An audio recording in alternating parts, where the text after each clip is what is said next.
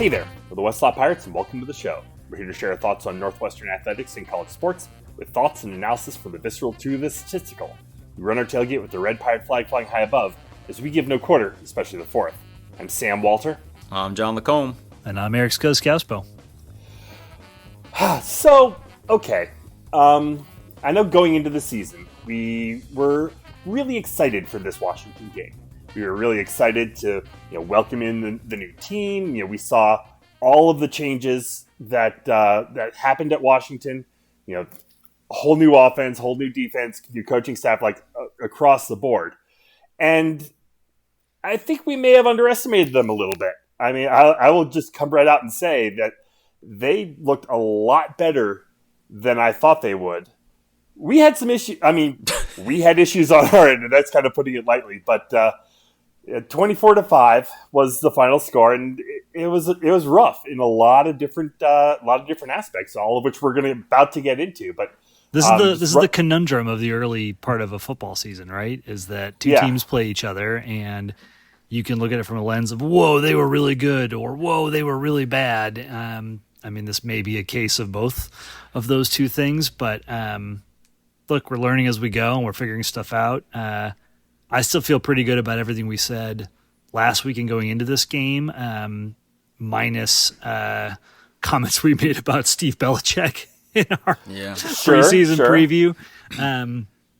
But I mean, I think we were talking a little bit before we got on here of what it is that people typically want to hear from us. We're all pretty pissed about this game, folks. We're not gonna sit here and scream about stuff because it's just not what we like. It's not what we do. Yeah, it's just not. That's not like we're not like if that's what y'all want from us. Like that's not really what our MO is. It's not how we want to spend our time.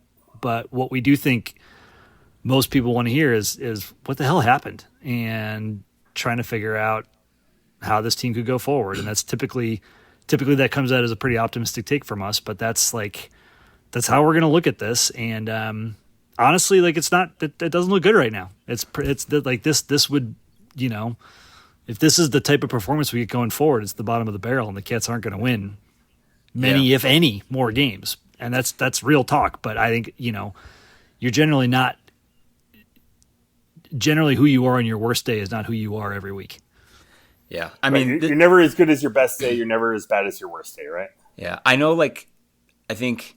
Again, we're going to get all these little pieces, right? Like the goal line stuff, we'll get there. The overall offensive futility, which was real and spectacular. I mean, it was an absolute disaster. There's no way around it.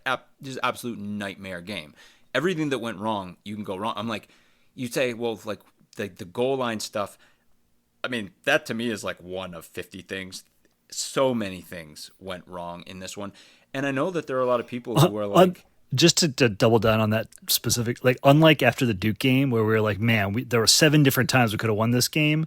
That's not the case. Not the case. No, 24-5 doesn't remotely capture this one. No. It was, and I think we all looked at each other when the word came out that Cam Porter was going to be out, and we were like, uh-oh. That felt very problematic. That was problematic. I don't think we knew how problematic though, and that's something that we're really going to go into. But I mean, one thing I want to say up front, I mean, look, if there's people who are being look, you need to go after Zach Lujan, take the gloves off or whatever. I mean, Zach Lujan 4 games in is presiding over the 121st best offense in the country. I mean, that is what it is. It's us laying into him. I mean, the numbers speak for themselves. Things have gone super sideways. And like Scuzz said, the ways that we want to get into that, I mean, I think... I said it 2 weeks ago. If the offense doesn't improve by the end of the year, it's pretty obvious that he's really struggling to adapt to college football. It kind of speaks for itself. I don't know what Right. Well, so there, I mean, there are very specific things we want to talk about with Lujan. We've spent a lot of time talking about this. Maybe we just start with goal line because that's probably the thing that people are chirping about the most. Sure. Which, is just a rough. I mean, it was brutal. I mean, to get that close to the goal line so many times and not crack it. It was, and this is again, it. Here's where it's like we start with the goal line, and yet it's so difficult for me to talk about goal line without talking about the way that it's intertwined into every other crap thing that happened in this game. So I guess like one way, like, okay, so we know, and Braun said as much, right? They asked him after the game. They're like, how come you called so many pass plays, right? Well, there are multiple things that go into that. One is what he said, which is like, look, we weren't getting a push at the line. Well, there are multiple things that factor into that piece of it too. The offensive line and also the tight ends and like were an absolute mess blocking in this game. And I know like some of you being like, well, they were just like stronger. We were getting pushed around. We were getting manhandled at the point of attack. I've been here for seasons when we got manhandled at the point of attack. This was just a mess. We did not have the physical advantage that we had against Duke. That's for darn sure. Nope. Washington was equal to the task or better. And yet we had 10 rushes against Duke that went for negative yards. We had two in this game. The 2 times Jack Lausch got sacked. That's it. Right. And I know like some of you are sitting there and being like, look, Lujan thought that if Cam Porter wasn't there to push the pile, we weren't pushing the pile and getting forward for yards. I mean, that's partially true, but you have to understand, like, as a point of reference, this was the kind of game where we had a not anywhere near the goal line, ran a jumbo formation on, I think, 1st and 10, like one wide receiver on the field, jumbo formation, ran a dive out of jumbo formation, and no one blocked the middle linebacker. That's the kind of game this was from a blocking perspective. We ran a screen pass where, who was it? Hyman caught the ball, turned upfield. There were 4 offensive linemen between him and the closest tackler. No one blocked that tackler, and that tackler tackled Joseph Hyman. This is the kind of stuff that was going on in this game. Now, were there individual battles that were being lost on the offensive line? Sure there were. Absolutely. And look, we're loath to get into the specifics. And this is another thing. I know people are like, look, you need to like call out so-and-so, call out so-and-so. We're not in the business of doing that, okay? I will say 2 weeks from now when we suit up against Indiana, I would expect that there's going to be a change on the offensive line. Beyond that, like, no need to get into the specifics on it, but this was just brutal execution. Yeah. And it wasn't just the offensive line. It's like we had tight ends like getting beaten on blocks against cornerbacks. We had a play where a tight end and a wide receiver had responsibility of picking up one defensive back and one linebacker, and neither of them blocked either of them. It's like it's just this colossal mess. So from a running perspective, understand that we were getting down near the goal line, and like the coaches are like, something's gonna go wrong, and then we're gonna get stuffed near the line. That's not an excuse by any stretch of the imagination. I'm like, it's like, that's not to excuse, like, maybe they should have called more run plays. I'm just like, that's what I think they were looking at. Well, I think it's so easy, and we're guilty of it too. This is football fan 101. Your team F's up in a goal to go situation, like a kickoff return to the 1 yard line, and your team has 4 opportunities to punch it in the end zone, and they can't do it. It's the most maddening thing in this game. And every football fan, the immediate response is, what the hell are they doing calling those plays? Why didn't they call a different play? Well, like, it's a mix of things, right? So obviously the push, not getting, the power from Cam Porter. You look at Hyman, he's more of a speed guy. You look at Komolafe, he's kind of a blend, but we haven't seen either one of those guys be able to drive through in those kind of situations. And you know what pass play we called 3 times in a row at the goal line? The same pass play, the exact same pass play that Jack Lausch threw a touchdown to A.J. Henning on against EIU. And like on that play, Henning was open on 1st down.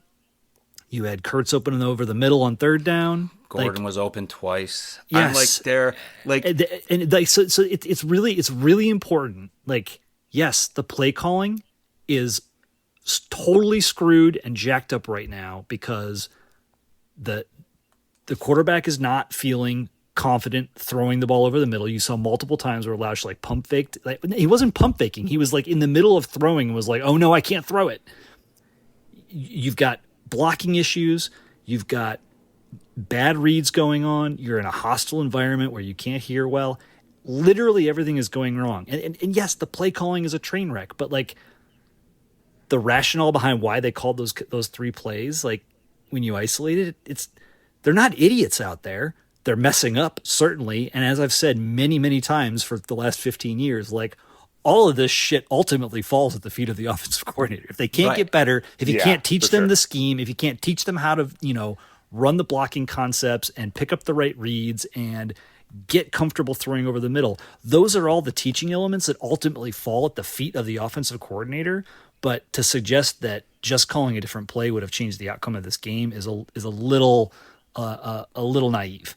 Yeah, and let's also show a little bit of grace to Jack Lausch, who's making his second career start, first one against an FBS team on the road in Seattle in just a very loud environment. I mean, that's just jumping in into the deep end. I mean, it's tough. What did we say coming off of EIU? We said we have to see this guy do it against tougher competition. And guess what? We still have to see him do it against tougher competition. It doesn't mean he's shit. It doesn't mean we should kick him off the team. Absolutely not. He's a redshirt sophomore getting his first action. This is what happens. It's absolutely true. And this is the kind of thing where, like, again, there are like people out there who are like, stop babying Jack Lausch. Stop babying Zach Lujan. I'm like, Jack Lausch had about as bad a game as you can have. It was as bad a game as you can have without being a turnover machine, right? And like, truth be told, like one of his 2 interceptions hit the wide receiver in the chest. And the other one was with 20 seconds left in the half when he was pressing. And basically his pass pro had been ragdolled on the 2 plays directly before. And he was just like, I'm fighting for my life out here, and I have 20 seconds to try to get this ball downfield, and he forced one into coverage. That was the only bad throw in terms of ill-advised that he made. The rest of the time, it contributes to why his game was so bad. And it also, and this is the thing, Sam talks about grace and perspective, and this is what you have to think, is like, Jack Lausch was out there against Washington furiously trying to do what he knew he was supposed to do in a situation where his brain just hasn't gotten to that speed yet. And he was not babied along in any way. He was thrown right across the country, right into that stadium, into Husky Stadium, against the D with a elite secondary that, like, Ephesians Prysock on down, like, I'm probably personally guilty of, like, not talking up enough, mainly because it's a transfer-based unit, but, like, Ephesians Prysock is like a first-team All-Pac-12 corner, and they had it was really good, really tight coverage, and yet there were open guys, there were windows, and he just didn't have the processing speed and the confidence to throw in the moments he needed to throw. That's the thing. And that will come with time. Yeah, when he threw, he didn't locate. And he threw some wobbly passes and some passes that missed the mark. There's no doubt about that. You just have to you have to trust. Like, Sam and I had a conversation with a wide receiver named Jeremy Ebert and a quarterback named Dan Persa the Tuesday night before our season opener. And Ebert speaks quite plainly about how he was not alone here, just didn't think that Dan Persa had a particularly good arm early on in college, and was like, I don't think that guy's going to be able to deal at this level. And then it all totally clicked for him, right? And we all know what happened there. And again, not to put shoes like that, but a guy's going to find accuracy. But the biggest issue is that the game is just, and Matt Shelton perfectly captured it. Like, right now, he's over like a half a second slower on getting the ball out than Ben Bryant was last year. And his number's comparable to Brendan Sullivan's time, but the difference is Brendan Sullivan either threw to his first read or just took off running. We're all very familiar with that. So when Brendan Sullivan got the ball out quick, Brendan Sullivan already knew where he wanted to go. Jack Lausch is sitting back there and trying to operate Lujan's offense, and it's just not settled in for him yet. And again, he had numerous opportunities to run, and he had numerous opportunities to force the ball into coverage, and he didn't do either. He was desperately trying to be like, I'm trying to get this. I'm trying to pick this thing up. It is moving way too fast for me because I don't have the experience in this system. And speaking of experience, I mean, another thing to remember is he was not getting all of the first team reps all through spring, all through summer camp. I mean, there was the quarterback battle. It was going back and forth. He got the ball 2 weeks into the season. Right. Like, it's not like he's had this entire time to work with the first team consistently until the week before the EIU game. And then Scuzz mentioned this earlier, and this is 100% true, and I'll step right to the front of the line on this. I was very glass half empty on the Steve Belichick experience. His game plan could not have been more masterful in this game. I'll give a lot of credit. So when we previewed Washington, we, a little tongue in cheek in the moment, right? We kind of get steamrolling on this stuff. A little tongue in cheek. I was looking up New England's the Patriots defenses and how they gotten worse year after year under Steve Belichick. And our buddy Chris Giannini, who's a big Pats fan, smashed us after listening to that episode. He was like, "You guys don't know what you're talking about. Like the offense was really bad. Of course they got worse and worse." And like, yeah, Chris, you were right. Steve Belichick, he's not a nepo baby. He really seems to know what he's doing. Yeah, and the thing is, I think we comped him to Brian Ferentz very unfairly. No, his game plan could not have been better because it was the game plan of someone who 100% got the quarterback that he was facing.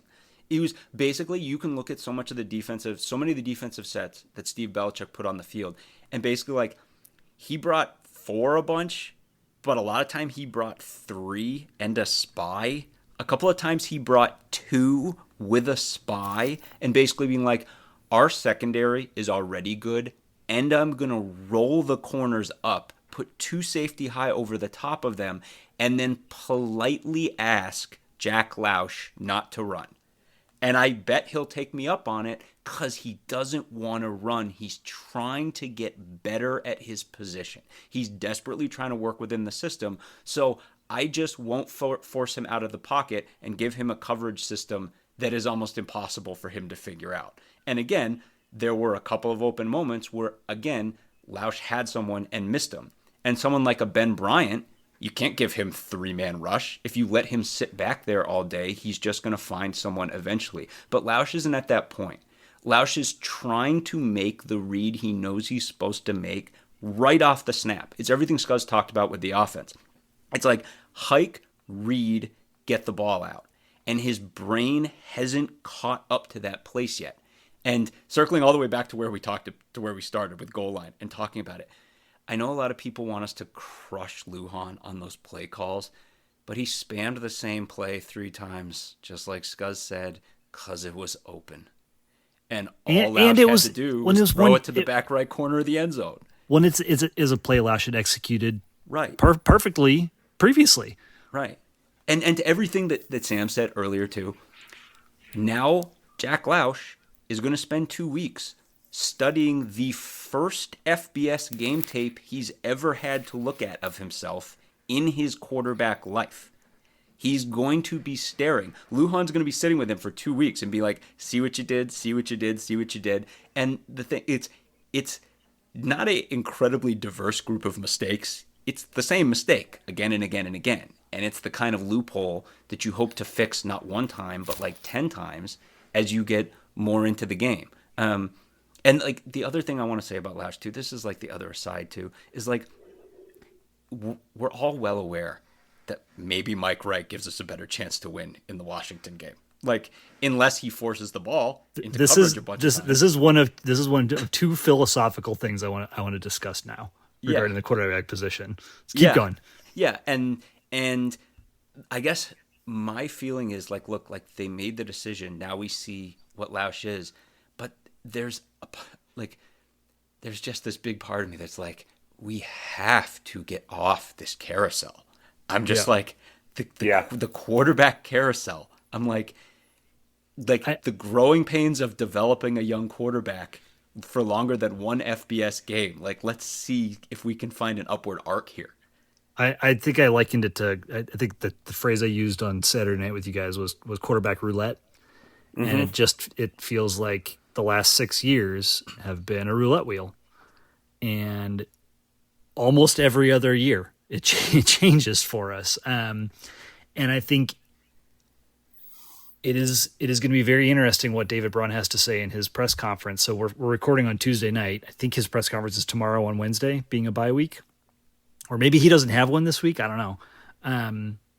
But like, he came out right away after the Duke game and said, we're changing quarterbacks. I don't think he will say that, but there are plenty of coaches in this position that would say, yeah, we're going to open up the competition. We're going to give both guys first team reps. We're going to, make a decision going into week 2. You cannot do that. Sure, you can. You totally can do that. I'm not saying they should, but a lot of coaches would do that because you've got the 2 weeks to prepare. And again, I agree with John. I think philosophically, and this is nothing against Mike Wright, I think you've made this choice. You've gone with Lausch, crushing him after a loss on the road against Washington in a really hard spot. I mean, like, I think that's a pretty raw deal.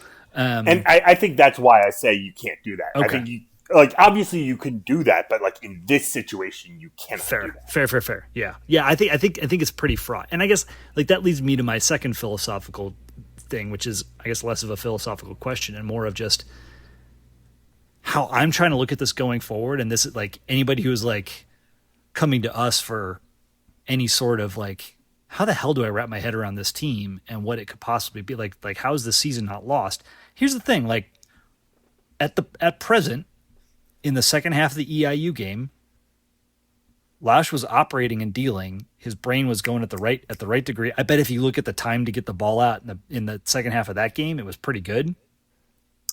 Maybe not Ben Bryant level, but still a lot better than it was here against Washington. And this represents the bottom of the barrel. So we've got a spectrum now. Jack Lausch probably on average falls into the middle throughout the rest of the year. And whether that is in the middle tacking upwards or the middle standing pat or the middle dropping off, like we're gonna see. But the way I'm thinking about this going forward is that he's got 2 weeks to diagnose this, just like you said, John, and he will start to process faster. He will not have to play in an environment like this until they go to Iowa. And we'll see how we go. Does it look, we stated at the beginning of the year that 6 wins was the goal for this year. The math is looking hard right now for that. Given the loss to Duke in particular, but we also thought there were 9-ish winnable games on this schedule, and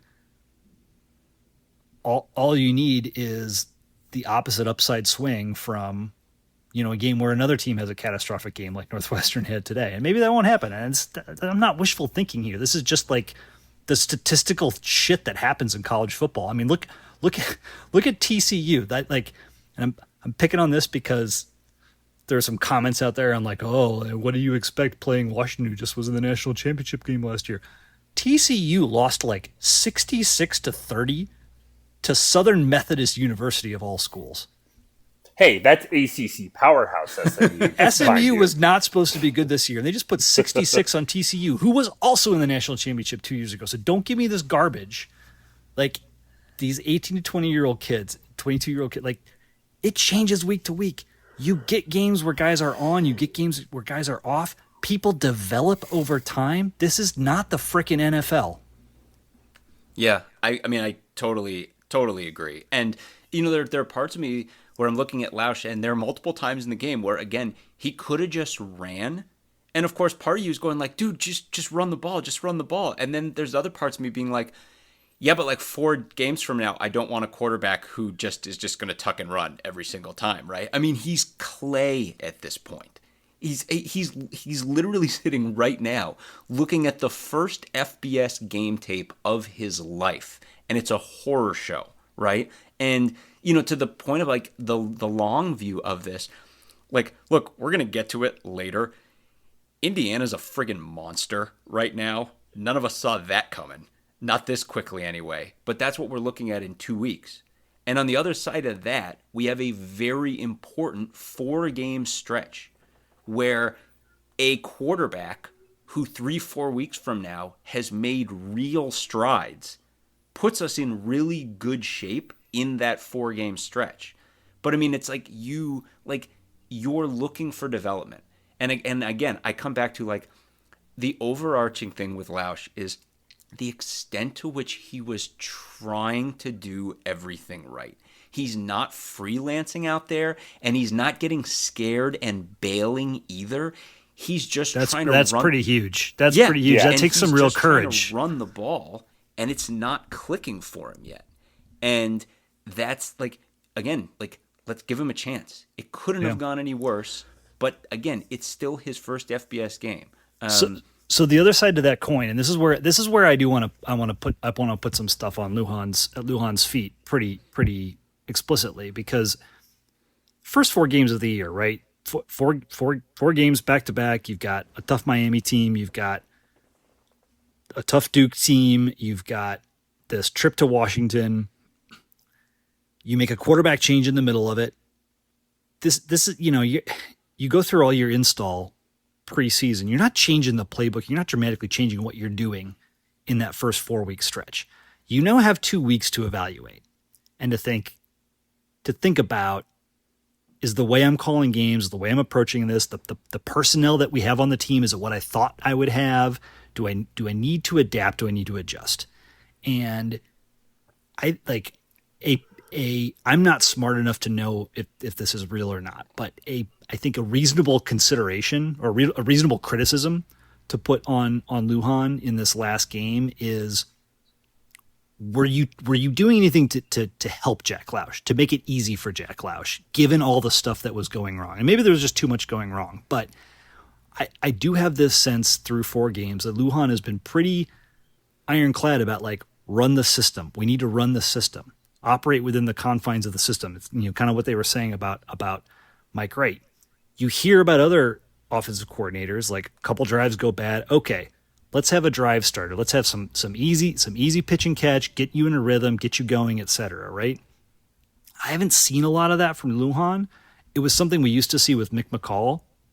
He would do that, and he would do it kind of well, but then it also kind of just became the only thing that they would do. And it hasn't been, by the same token, we also haven't seen the Bajakian, like, well, 7-step drop, 4 verticals, good luck, kind of just throw you to the wolves approach either. So we're somewhere in the middle, but these next 2 weeks are an opportunity to, most importantly, reflect and teach, and then, like, 1B, reevaluate the personnel and the playbook and how you're running your offense, and if you need to do things differently. And that's where, like, not having Porter, I don't know how close to a game time decision that was, or if they knew well in advance. He seemed to be perfectly healthy at the end of the EIU game, so this feels like something that may have tweaked in practice, etc. But they've got to really Lujan in particular has really got to go back to the drawing board and think about how do I make this easy for guys. It's I harped on this nonstop preseason. It's the thing he talks about all the time. Make it easier for the quarterback, make it easier for the offensive line to execute. Well, neither of them executed at all on Saturday. And so that does fall at Lujan's feet, and he's got to figure out how to make that easier and how to make that better. I do want to just call our attention to another fact that I just kind of popped into my head. And think back a year ago when after 4 games, we were 2-2. Oh, are you keying me up to talk about my I went back and compared stats against games last year, but you go ahead. Please. No. That's exactly where I was going. Take it away. Well, so I made this comment in our preseason preview of I feel like it's a lock for this offense to be better this year. And a lot of that was predicated on Mike Wright's physical tools, and he seems like less of a fit for this offense than we were hoping coming in, and so it takes a little bit of the shine off that penny. But last year, 22 points per game, 350 yards per game. We are not hitting either of those measures right now. However, when you compare against what I would say a comparable first 4 games from last year, which are not the first 4, comparing against the first 4 games, yes, we averaged 22 points a game in that stretch last year, 340 yards. We got to play UTEP, we got to play Minnesota. Our first 4 games this year, we're not on par with that. When you compare against these 4 games, though, Rutgers, Duke, Howard, and Penn State. Now, Penn State is that's maybe a pretty rich comparison for Washington at this stage, but comparing Eastern Illinois to Howard seems pretty appropriate. Duke and Duke, Miami and Rutgers, we've already talked about how those teams were very similarly ranked in S&P last year. We're actually outscoring last year's team. So 15.5 points per game here in 24. It was only 14 last year. 294 yards per game average this year versus 240 last year. So like some of the seeds are there. Again, it's going to require constant improvement throughout the course of the season. And if we don't see that, that is Lujan's fault. Full stop. The other thing, and we didn't really get to it when we were talking about the goal to go earlier. This is the real bugaboo for me, because this is where I feel like the Duke game was lost and the Washington game became an untenable experience. In FBS games this year, Northwestern has 6 goal-to-go situations. On 1, Cam Porter scored a touchdown. On 1, against Washington, we couldn't punch it in, we settled for a field goal. Against Duke, we couldn't punch it in, and we missed a field goal. And then twice, we've turned it over on downs, and against Miami, we fumbled it. Folks, if we don't figure out how to execute better inside, I'm not talking about the red zone, I'm talking about inside the 10-yard line. Inside the 3-yard line. We ain't winning a lot of games, or any, and that's on everybody. That's not just on Lujan and the play calling, etc. That's on everyone, and that is now one thing that made me feel a little bit better is we left like 18 points on the board in those comparable first 4 last year, particularly Penn State. We had 2 drives that finished at like the Penn State 3 or 4 yard line. One where we turned it over on downs, and one where we settled for a field goal, much like this year against Washington. Feel better, or I don't know, like some sort of weird karmic catharsis. I don't know, but the point being is that we remain in a comparable state at the beginning of this year to where we were last year, with some potential upside. Whether or not we find that upside is still to be determined. Again, we've got to see Lau shoot against tougher competition. We've got to see Lujan better fit the scheme to the players and the personnel that we have, and we've got to see the entire team execute on a higher level on the offensive side. Those are 3 ironclad facts. So the one thing that to me dovetails with the goal line stuff, and it's I guess it's my chance to talk about the one thing that worries me a little bit about Lujan, or if I have worry, and it relates directly to the run game, is when Cam Porter went out for this game, Lujan played the rest of the game with basically Joseph Hyman as his primary running back, right? And Joseph Hyman is an awesome running back who's also 190 pounds soaking wet, right? And that Zach Lujan is a young guy, and he has a young, prolific OC career. He hasn't really ever had a game where his primary back was a back remotely like Joseph Hyman. You can look at recent history at South Dakota State. You had Pierre Strong, an absolute bowling ball of a running back, who is now in the NFL, followed by Isaiah Davis, an absolute tree trunk of a running back, who's also in the NFL. In one year, they had Davis backing up Strong. And last year, the last couple of years, it's been Davis as the guy, but their stable is guys that look like that. it's Cam Porter shaped guys or bigger.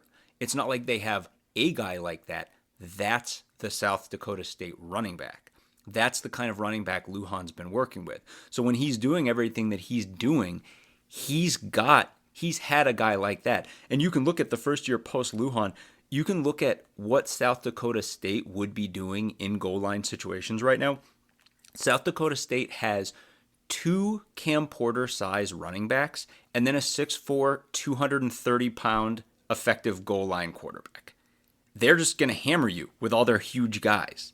Well, if Cam Porter isn't in the game, I mean, that's the thing. You come over and you're looking at a situation at Northwestern where your primary guy is like that. He also has a notable injury history, and the rest of your depth chart doesn't look like that at all. The Northwestern running back pipeline doesn't look like that at all, okay? Caleb Komalafe is the closest, but he had to gain a bunch of weight to get to that point.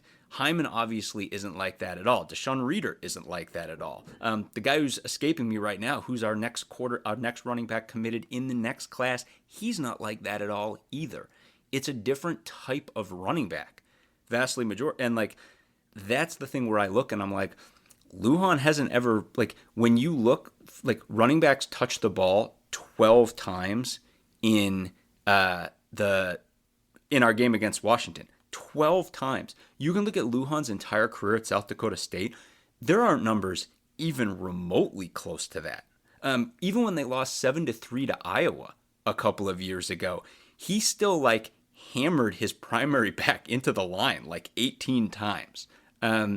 It's like just press pause and think about everything I've said about Wisconsin's offense for a year and a half, right? I'm just like over relying on the ball on the quarterback's hands. And that was certainly a problem in this Washington game. Right. And I think it's Lujan being in a place he hasn't been before.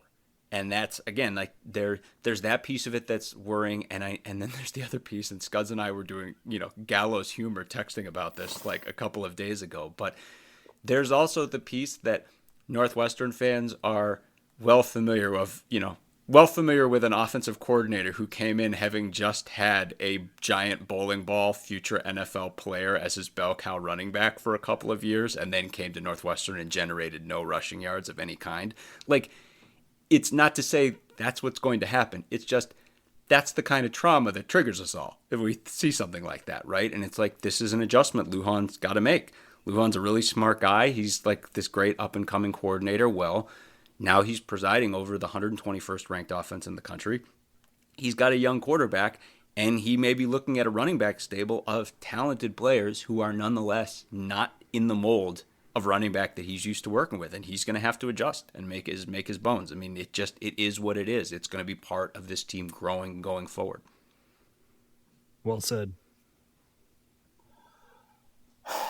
Anything else to really touch on this? Should we finally wave? We got to talk about the defense. Yeah, wave goodbye to the offense and go over to the other side of the ball. Yeah, okay. Like there's not much else to say about the offense. I don't think you can criticize. I don't think there's much you can say about the running backs or the receivers, et cetera, right? There were a couple of drop passes, that continues to be a little bit of a problem. I think, you can factor some of the environment, frustration, just poor execution across the board. The field was a little weird. I don't know how much you can run into that, but I think the bigger problem for me is that, we left 11 points on the board.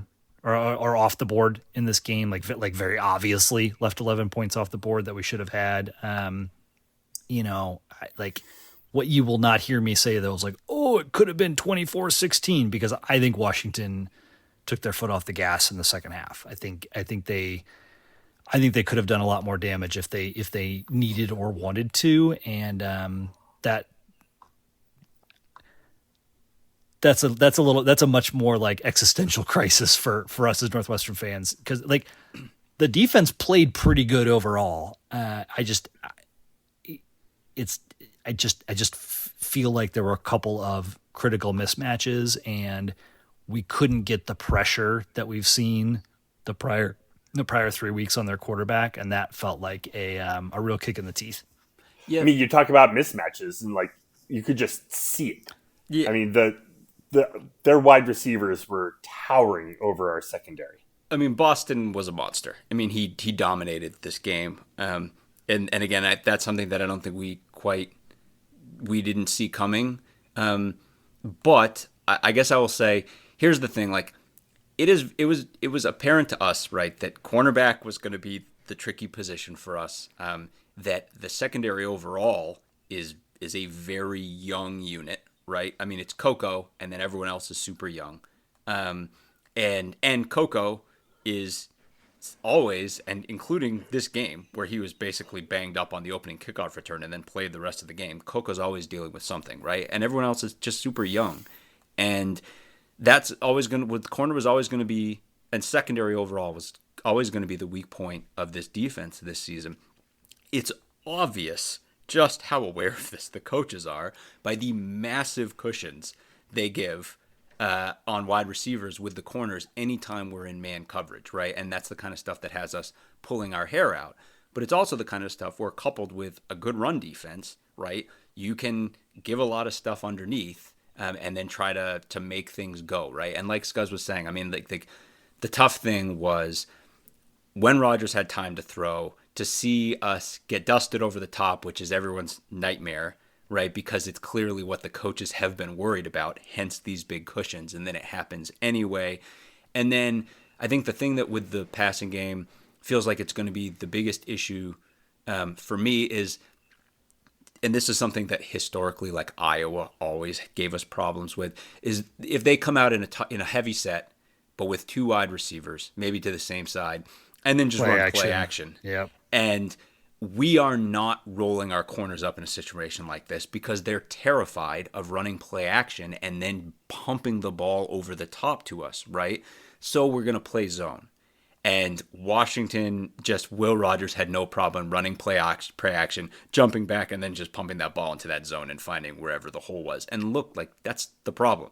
It's the weak point of the defense, full stop. It's what they're trying to work with.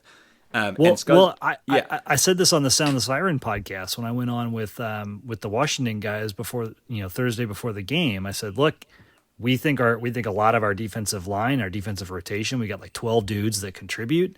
They've created pressure and havoc everywhere they've gone for, 15 games now in a row, and we think that, like, if they can't get pressure on Rodgers, if your offensive line, which had performed well to date, holds up against them, we're going to struggle, and that's going to probably undo any chance we would have to win the game. And we saw them get, like, when they could get pressure, Rodgers was not able. I mean, he didn't look like Jaden Daniels last night, carving up the Bengals against the blitz. Like, he threw that one ball away for a safety.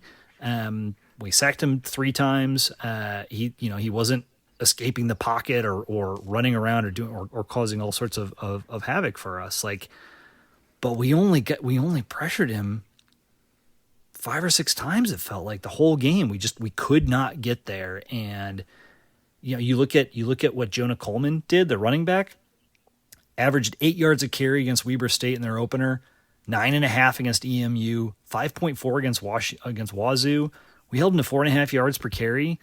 We did pretty decent against what felt like the strength of this team, but we just could not exert our pressure to disrupt their deep passing game, and that killed us. And right, and that's the thing. And the flip side is, right, if our offense is a bigger factor in this game, do we get more out of Rodgers? Is Rodgers throwing more? Do we have to deal with those kind of problems?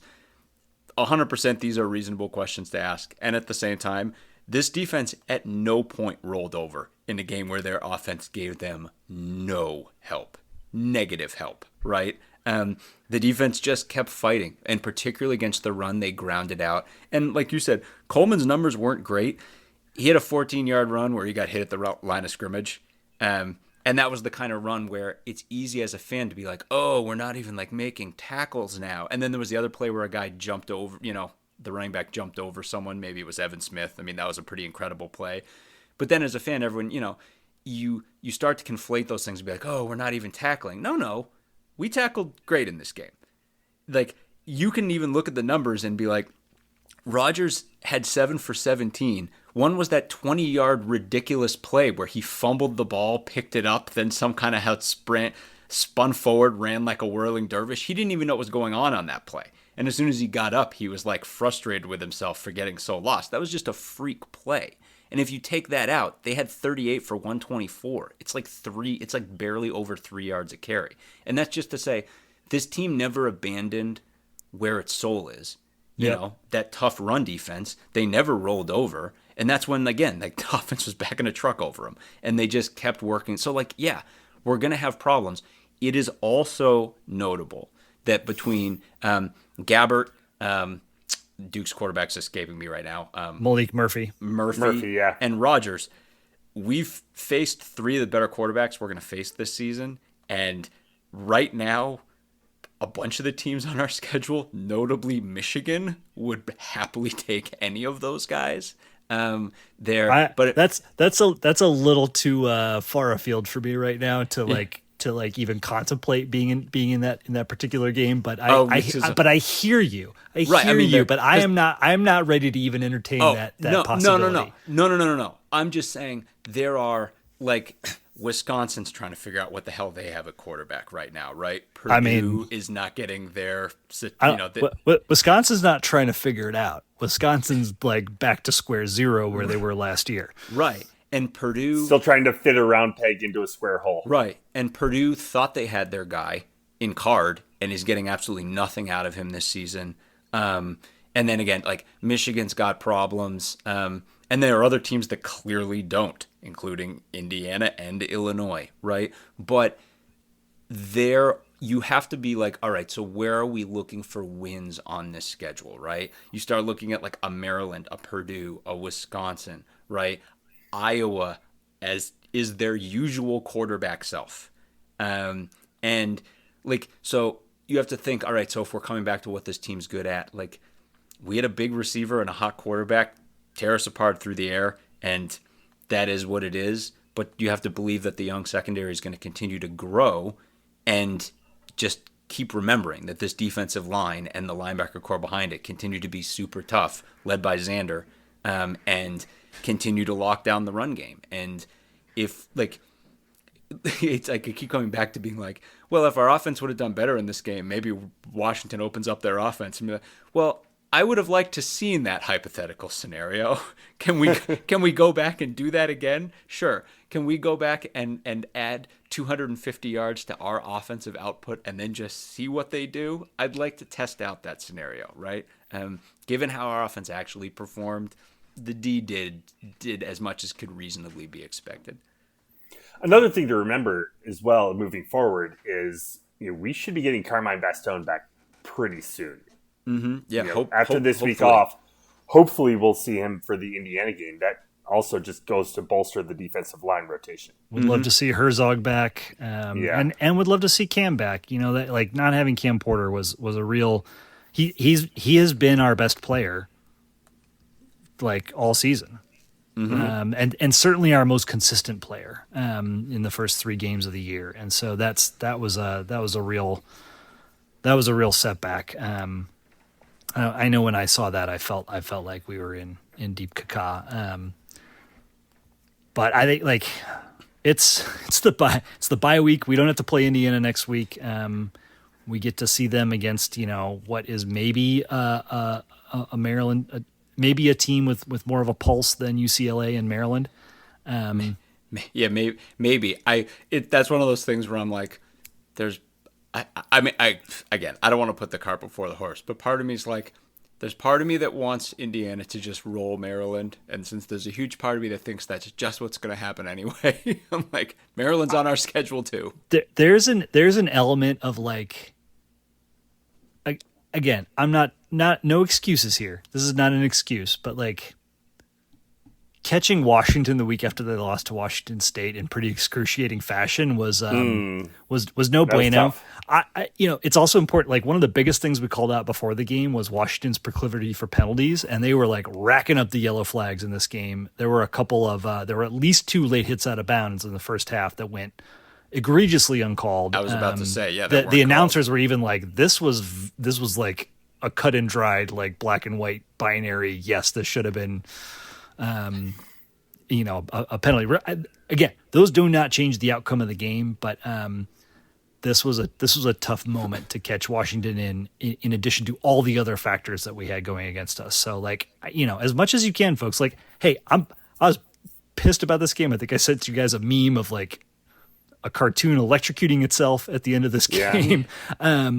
We are all really unhappy. John, you are a champion and a patriot for going back through this game tape. But I just like for anyone who's struggling with like, what do we do going forward, or who is as depressed as we were coming off this game, like this should mark the bottom of the barrel. If they get worse, like, I mean, I'm not it could happen.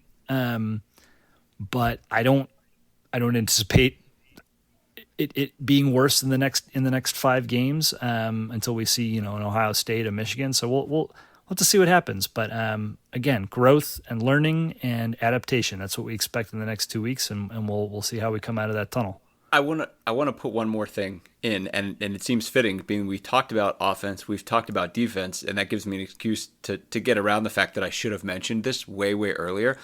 If we were going to give out pirate booty in this game, how about the guy who had 173 total yards in this game?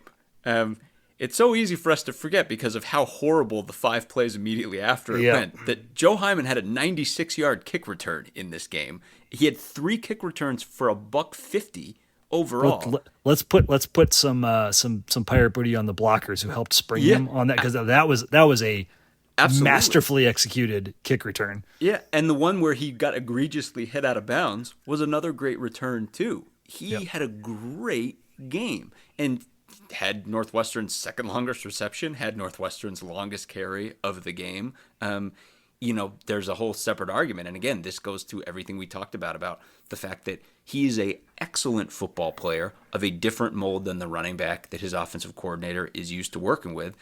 Have faith in Lujan to find more touches for him, because he had really very few offensive touches in this football game. But Joseph Hyman's an electric football player who had an electric game. Again, 173 yards. And he had the one play that's putting the smile on your face if you're thinking about one big offensive play from this game or one big electric play. It's that amazing Joseph Hyman kick return. So that's a big game for that guy, a ton of total yards, and may he get many, many more yards on top of that. If you or a loved one is seriously injured by someone else's negligence, hire Kent Simpson of the Simpson Law Group. After over a decade prosecuting murder cases in Chicago, Simpson opened his own firm focused on wrongful death and personal injury cases. He specializes in car, truck, motorcycle, boat, and other transportation accidents, as well as construction accidents, medical negligence, slip and falls, product liability, and more.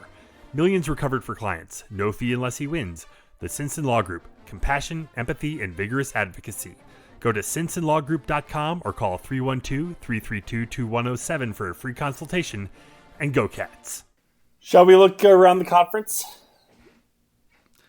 Let's do it. Let's shovel some dirt on this one, and on we move. Close the book on that. We don't have a game coming up this weekend, so we can all just sort of kick back, relax, and watch some other fun football. But did anything stand out last week in the conference? Yes, a couple things. Let's start on Friday night.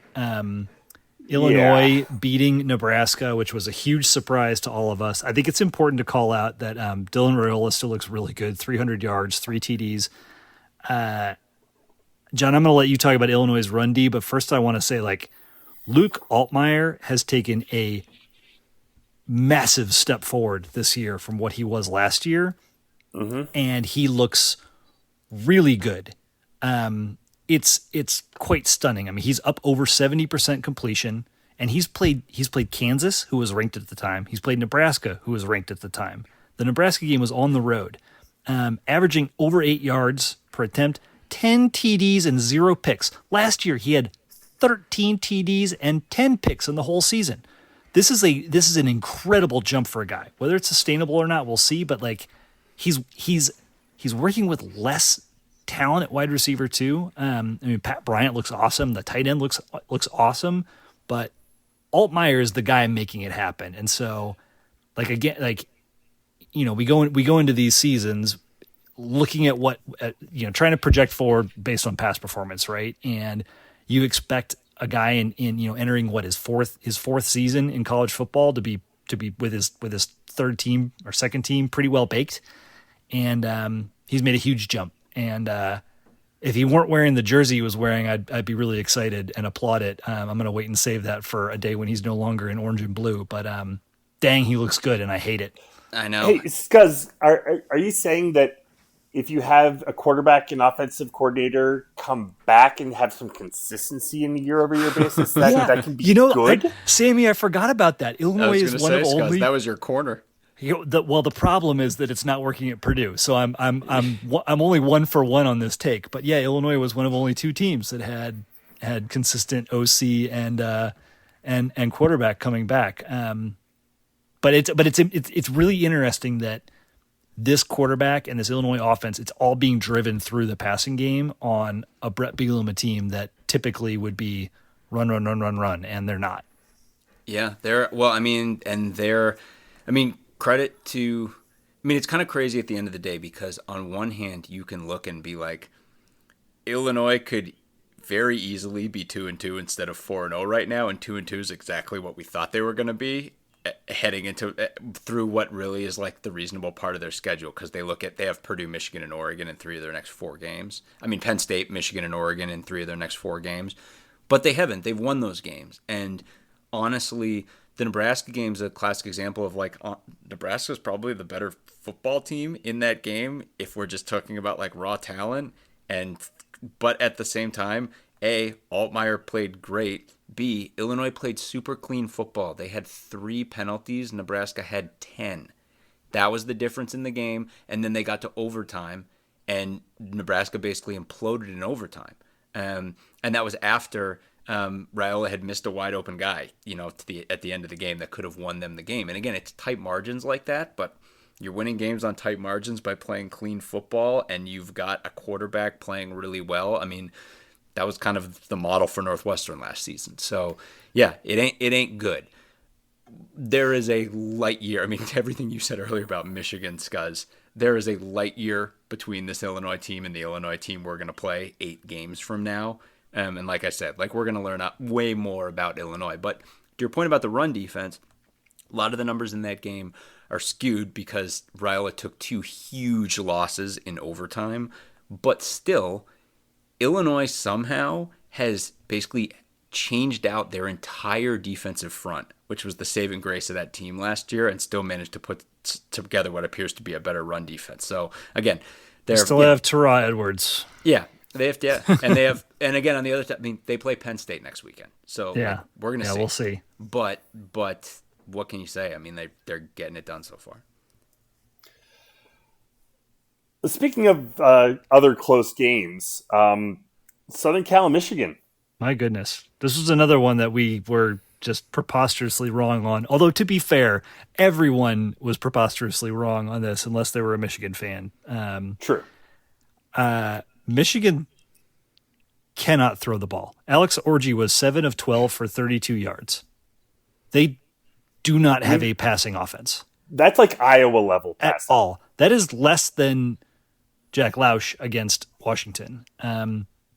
I was talking to a colleague this morning who's a Michigan fan, and he mentioned, he's like, yeah, I was looking up high school stats, and I saw that Alex Orji his high school completion percentage was 50%.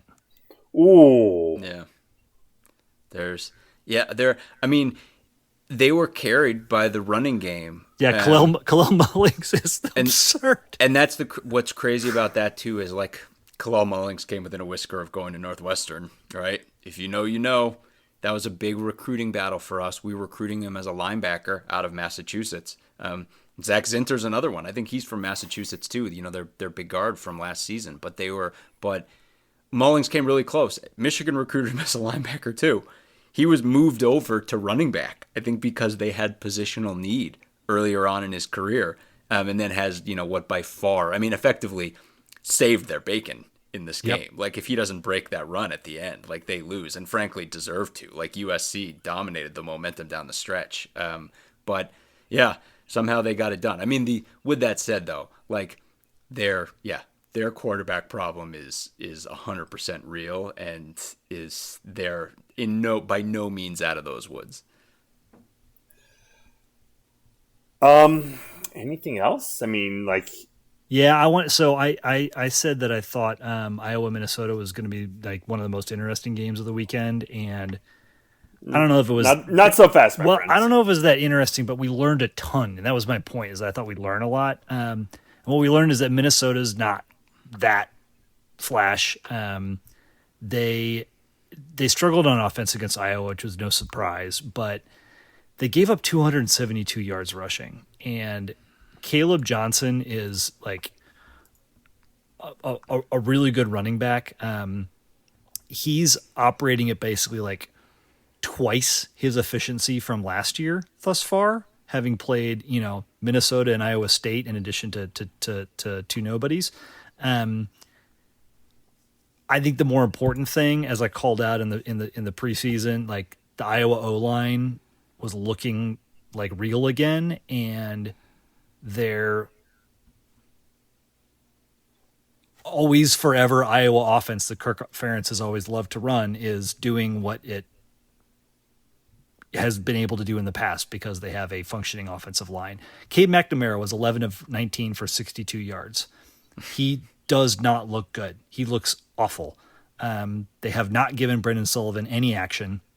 They seem to be committed to McNamara to be like the most game manager. I mean, like that was the joke at Michigan, right? Is the guy was the game manager. He was still throwing for 250 yards a game or whatever, but like they just can't, and maybe they haven't really needed to pass yet. Although, having lost to Iowa State, that kind of disputes that. But I think like Darius Taylor was held to 34 yards on 10 carries.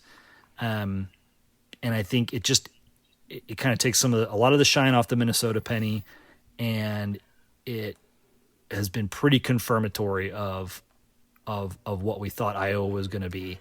They're going to still win, 9 to 10 games like we thought they would. They're going to be competitive in some of the big games just because they're good enough on defense and they've got a strong running game. Do they play Michigan? Iowa? Yeah.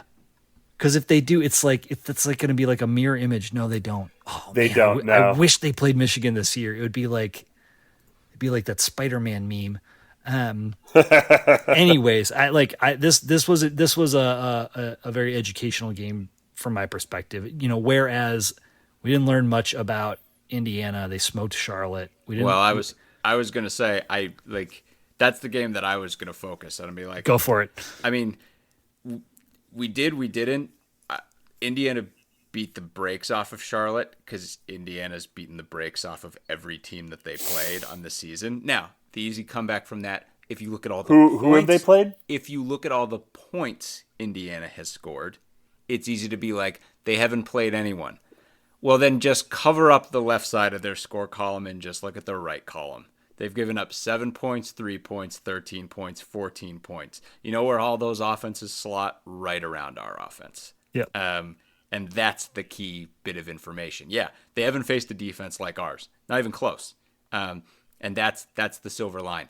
Their defense 100% has faced offenses that are performing like our offense is performing. Like, again, like we slot right in the middle of that. Like I think and in the Big Ten, the offensive basement of the Big Ten is UCLA and Northwestern, and the numbers stack right up. So you can look at the 13 points they gave up against UCLA and the 14 points they gave up against Charlotte, who I think is maybe like 10 spots above us offensively, give or take, and be like, that's certainly what they're looking at. They're looking at giving up, 13, 14 points to an offense performing where we're performing right now. So that's their defense is quite good. And again, right, they haven't played anyone, but they've only kicked the tar out of every team that they've played. And it's like, as a team that is looking to find execution, Indiana's done nothing but execute.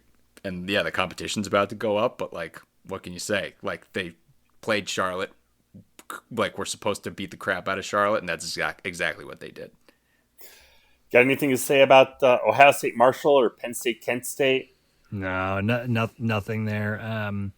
I laughed listening. Villanova. I laughed listening to the Solid Verbal because they were like, when does Ohio State play someone so we can actually talk about this team? Yeah, right. But yeah, same thing with Maryland. We'll learn more about them this week. I like a couple things we pretty much called. Rutgers beat Virginia Tech, even though it's on the road. Rutgers continues looks good. The Washington Rutgers game coming up this next week is going to be like very very akin to that Iowa Minnesota game last week. And then Purdue struggled at Oregon State like we thought they would.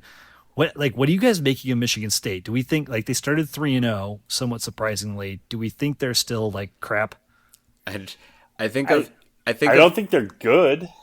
I think of Anthony Richardson on the Colts, and early on Michigan State fans getting super pumped up about their quarterback and now realizing he makes a lot of bad decisions. And like that's when you couple that with the difficulty of their opponents being about to ramp way up. I don't think there's much here. And then LSU smoked UCLA like we thought. Yeah. So looking ahead to this weekend, Friday night, you guys mentioned it already. Washington at Rutgers. Rutgers is a 2.5 point home favorite. I love Rutgers in this game. I just do. Like for everything we talked about, like they have the firepower in the front seven to Harry Rogers. We'll see if they have the guys on the back end to cover Boston. And then I like the one thing I'm thinking though is Steve Belichick versus Kirk Shiraka. I think Steve Belichick is going to win that battle, and unless Rutgers can really overpower Washington on defense with their run game, if Washington can slow the run game and force Rutgers to have to attack their secondary, I think this game swings the other way. And I'm like no haterade. Washington looked awesome against us. Like they're a great football team, not taking anything away from them. Like I'm not surprised Rutgers is favored either. We thought Rutgers is going to be good. They looked good. Like anyone who being like, yeah, but they only beat Virginia Tech by 3. Yeah, but that was at Virginia Tech, and they have a 2-game win streak over Virginia Tech now. Like they're thoroughly dominating that out of conference series. They're a good football team. And Monagai looks good this year. Like, yeah, it's just a good matchup that Washington's going to have to deal with body clocks major. We got Minnesota at Michigan on Saturday at 11 o'clock Central. That's the big noon Saturday game on Fox. Michigan is a 9-point favorite. I mean, if Caleb Johnson was able to run for 206 yards on the Minnesota defense, what do you think Donovan Edwards and Khalil Mullings will be able to do? Yeah, probably a few more than that. Yeah. This 100%. This is going to be a boat race. Yeah, I agree. Also, 11 o'clock Central on Big Ten Network. Maryland at Indiana. Indiana, a 7-point favorite. Big. These are our next two opponents. And again, like that IU, in my mind, that's kind of amazing to me that IU's only 7-point favorites in this game. Like again, like this, Maryland has had plenty of problems this season. In Maryland, they beat Villanova by I think like 18. Villanova won by 1 point against Towson the week before, so like that tells me nothing. But we'll see. I mean, it gets to the closest thing Indiana's got, to legit competition. But I still feel like they're the class of that one. Yeah, I mean, Billy Edwards Jr. has looked pretty darn good thus far. Yeah. 1,200 yards, 8 TDs, 2 picks. Yeah. And not against great competition, but Maryland has got somebody performing well enough at the quarterback position in the post Talia year, and that's more than we expected them to have. Right. They can't play D, but they've got a guy at quarterback at least so far against this competition. Yeah. I think we expect Indiana to roll, though. Yeah. 11 o'clock on Peacock. Nebraska at Purdue. Nebraska, a 10-point favorite. This feels like a woodshed game to me. Yeah, revenge game. 10 doesn't seem high enough to me. I think Nebraska's going to go off in this one. Yep. Similarly. 2:30 on CBS, nationally broadcast. Wisconsin at USC. Southern Cal, a 15.5-point home favorite. So this is the problem. If you click on the GameCast preview for this game, it will happily tell you that the passing leaders for this game are Miller Moss and Tyler Van Dyke, who has torn his ACL and will not be playing. Yeah. And Wisconsin has gone back to, I still can't remember his name, the quarterback that filled in last year when Mordecai was hurt, Braden Locke. Braden Locke struggled last year. He really struggled against Alabama. Granted, it's Alabama. Sure, the guy could maybe step up in class, but this is an offense that is struggling to find their identity. Lost their best player in their running back from last year, has lost their presumed best player and starting quarterback for this year, does not have a lot of receiving talent, and has an offensive line that, frankly, is really talented, but is not being used to their best effect. And I think USC is rightly pissed off and is going to take it out on the Wisconsin Badgers. 100%. This is yeah. I'm like, look at that Nebraska Purdue line and be like, wow, Nebraska's only a 10-point favorite. USC is a 15.5-point favorite. And I'm like, yeah, that and then some. Remember, Wisconsin's given up more points than they've scored so far this season. And they've played, an FCS team in a directional Michigan. That's how much they got smoked by Alabama. And I think that trend's going to continue. 6 o'clock on Peacock. Ohio State at Michigan State. OSU, a 24-point favorite. That seems really large, but then much like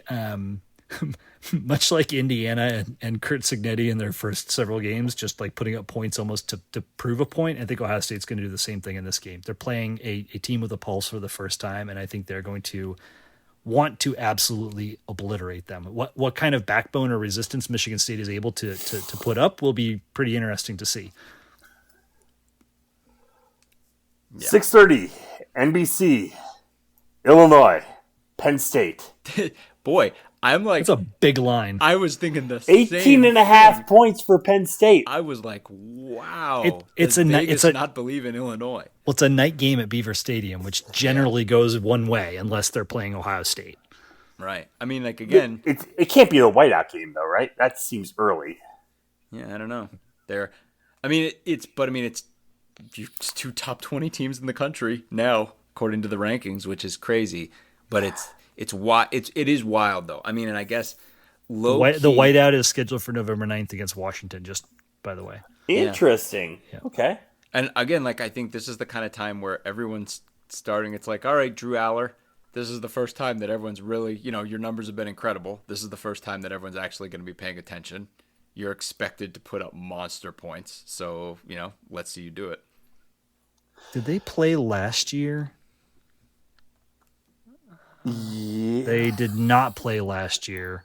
Didn't they have that massive 12 overtime game a year or two prior? That was back in 21. Yeah, that was 2021 when Illinois beat Penn State at Penn State. So this is the return, or the first time that they've played each other since that bananas game that went to a literal 2-point conversion shootout. That's hilarious. I still get a kick out of that. Is that still a rule? It sure is. It's a stupid rule. Well, I mean, they're trying to keep games from going too long, and when you just have the 25-yard line play, I would prefer they go to uncontested field goal kicks than a 2-point conversion off. We all thought we were headed there against Duke. Then it all went sideways. Yeah. Finally, 10 p.m. Central on Fox. Oregon at UCLA. Oregon, a 24-point favorite. I guess technically the children will already be in bed, so you won't have to hide them from this one. One of these big lines has to go sideways, doesn't it? Whether it's Oregon, Penn State, Ohio State, or USC. Probably. I mean, it's like the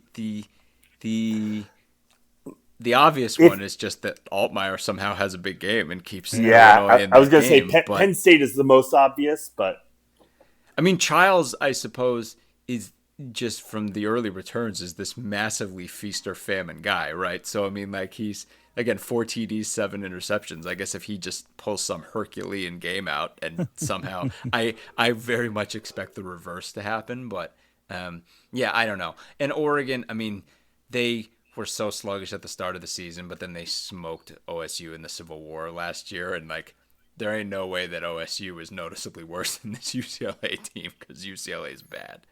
Yeah. Any other games you want to talk about?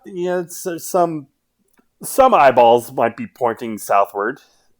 Yeah, boy, it's SEC weekend. Yep. Yeah, big time matchups. Georgia, Bama. Yeah, it's a huge one, and they're again those games are so huge, and at the same time, like I definitely have this part of me that's just being like, well, this feels like a classic apple picking weekend for like. I mean, of course, in SEC country, it's a huge game. Well, and then there's South Alabama LSU. Right. Yeah, notable because LSU's defense has been rough. They just lost he hasn't been performing great, but one of their best players in Harold Perkins to injury for the rest of the year. And South Alabama scored no less than 48 points last week against App State, 87 the week before against Northwestern State. Right. They're putting up obscene numbers. I mean, this is probably going to go the way you think it is, but the other one is Oklahoma coming off an absolute just thumping from Tennessee, going to the most dysfunctional of the dysfunctional in Auburn. Oh, that'll be a train wreck waiting to happen. Yes. I guess the other one, low key, if Louisville beats Notre Dame and Jeff Brom continues to just low key be the best coach on earth that no one ever really talks about. I mean, it's like, what more can he possibly do? I mean, they won last year, and this Notre Dame team has looked right. I mean, rough. It's just crazy. It's just crazy. I mean, this is your 2-time defending conference coach of the year in 2 different conferences, and his team's currently undefeated and ranked 15th in the country going on the road to Notre Dame. I mean, it's like Brom, literally he can't be doing more. And this is at Purdue and Louisville he's done this. So it's like, yeah, that'll be an interesting one. Well, you know what? I don't think he's ever going to leave Louisville. No, I don't either. If he was going to leave the Big Ten to go back to save his alma mater, he ain't leaving his alma mater ever. He is going to do everything he can to turn them into an absolute superpower. Right. Anyone else excited about the big ACC matchup, Stanford-Clemson? Hell yeah, I'm excited about that. Stanford's a chaos team, y'all. Let's see it. Oh yeah. Although I'll tell you what I'm more excited about in the ACC is that I forget if we talked about it last week, but the Cal social media presence. We did not talk about that. Oh my God. We absolutely should. They've just adopted this brilliant approach. They call themselves the Calgorithm, which is just funny in general. But they're like all these AI generated Cal Bear memes. They went at Florida State hard last week. They ended up losing that game, but they are now actively petitioning. They're still going. Well, now they're actively petitioning game day to come out to Cal for the Cal Miami, and not this week, but next week. And I love it. I love it so much. Their campaign was so effective that I thought they beat Florida State until one day ago. That's how good it was, because I didn't watch the game, and Florida State's been such trash, and Cal had dominated that discourse so much. When I'm like, and they dominated the game too. They just 14-9 was close. Yeah, 14-9. They couldn't punch it in, but. Then they, pulled out the meme we're here, to share the wealth with everyone as good socialists. Socialism. We're giving you this win, Florida State. Welcome to socialism. Yeah, it's so good. Yeah, I mean, my favorite was the Calgorithm is coming to Tallahassee. We're here to collect your guns. Please drop them off in the rainbow bins located around campus. I was gonna say too. I mean, just picture perfect trolling. Just picture perfect trolling. And it's so hilarious. I mean, because like Stanford, you had to run the exact same thing back against Clemson. And part of it too is it just captures how ridiculous the current ACC is. It's just like the map, and of course the Big Ten's no different. But it's like Cal did everything to highlight that somehow there's a conference that has both Cal and Florida State in the same conference now. Well, and you've got Florida State at SMU, right? Where SMU is a 5.5 point home favorite. My lord, because you lived down the street from SMU for a little while. How crazy would it have been to see Florida State come in there? It would have been pretty crazy to see Florida State. I went to a couple of games.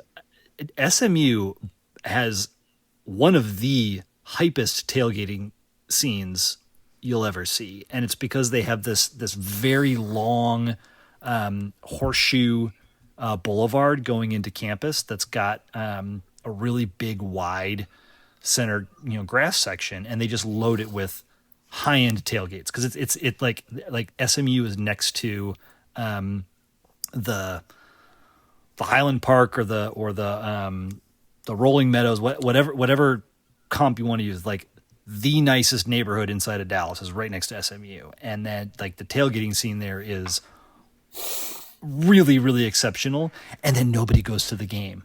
But I bet people are going to go to the game this weekend. Yeah, I would imagine so. Any other games jumping out at you? Anything else we need to mention before we get out of here tonight? Your number one ranked Northwestern field hockey team continues to absolutely stack wins. They are just taking names, continuing to look super awesome. The highlight of the weekend came at Lakeside Field against number 4 Iowa, and again, having seen them play number 5 Duke on the lake as well, it is amazing that this team's so good that they can play other top 5 teams in the country, and it's obvious how much better they are. And that was the Iowa game. It was so good, but it was captured by a moment that everyone who was watching the game, I had it on mute watching it, and I was kind of in the middle of doing something with my daughter, and I watched it happen on the TV silently while I was kind of half occupied, and had one of those moments where it was kind of like a dream. Like it was like, did that just happen?